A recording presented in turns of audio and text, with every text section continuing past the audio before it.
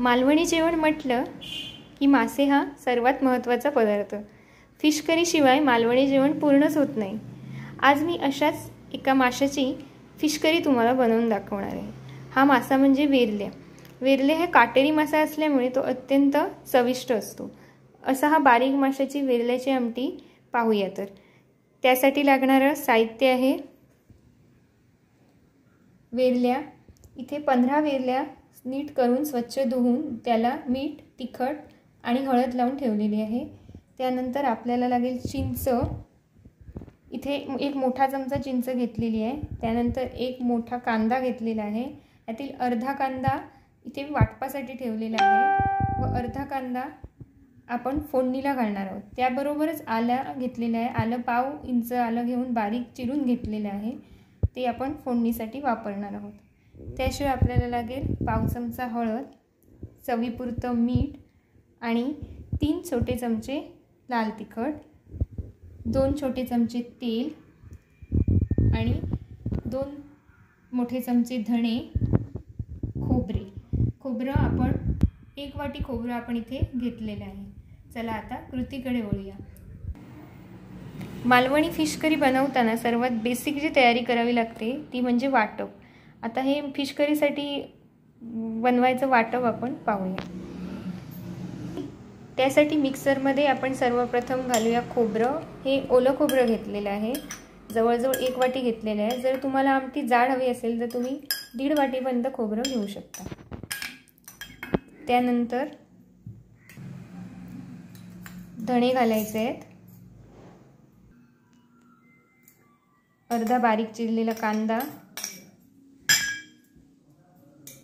चिंच, लाल तिखट, हळद.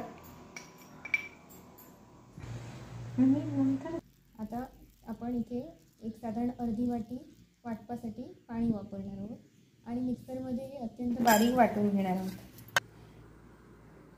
इथे आपण पुन्हा अर्धी वाटी पाणी घालून मिश्रण पुन्हा एकदा वाटून घेणार आहोत.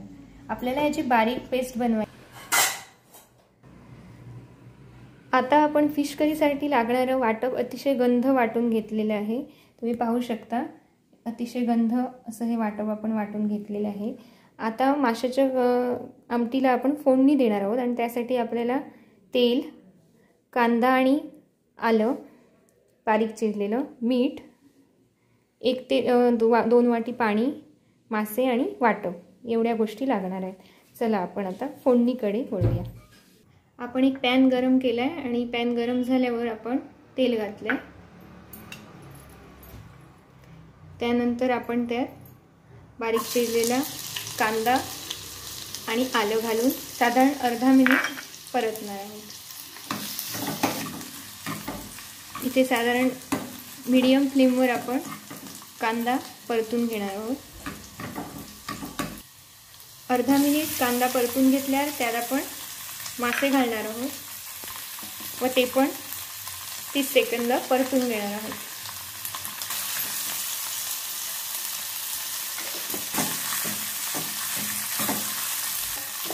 आता आपण यात वाटप घालणार आहोत.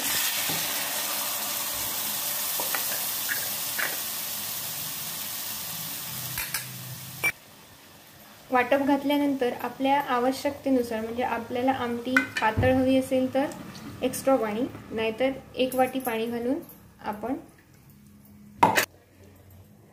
आवश्यकतेनुसार मीठ घालून आमटी मीडियम फ्लेमवर शिजवणार आहोत. मासे शिजण्यासाठी 5 मिनिटं पुरेशी आहेत. त्यामुळे आमटीला एक छानशी उकळी आल्यानंतर आपण लगेच गॅस बंद करणार आहोत. हाय फ्लेमवर 4 ते 5 मिनिटात आमटीला अशी छानशी उकळी आल्यानंतर आपण गॅसचा फ्लेम ऑफ करूया आणि आमटी गरम गरम सर्व करूया. वेरल्याची गरम गरम आमटी खाण्यासाठी तयार आहे.